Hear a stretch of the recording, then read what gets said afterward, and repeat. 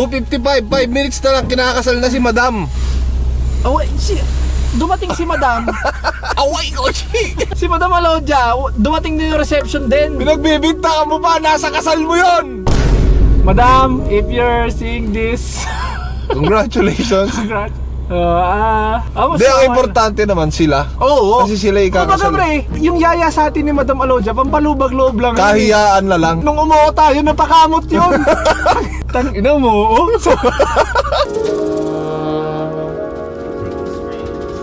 And placing on Alodia's finger, and Alodia will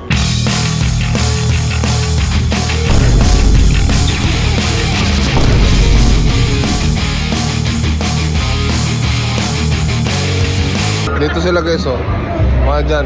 Nasa swim room ka kasama yung pinakamayaman sa Pilipinas. Jun, pakilala ka. Sabihin mo, ako po yung nanalo sa ulog. Ako po yung nagpayaman sa inyo dun sa branch na sa ano, Bilarsipan.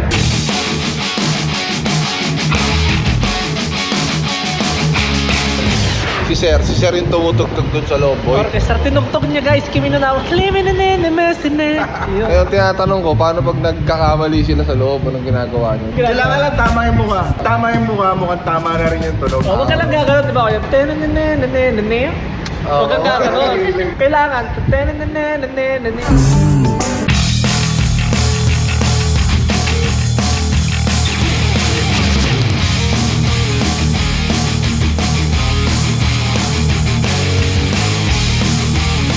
Kaya ngayon lang kasi kami nakakain ng pamayaman. Anong ulam to? Pero tawag yan sir, pang punas nung chopstick. Hindi ba sa mukha?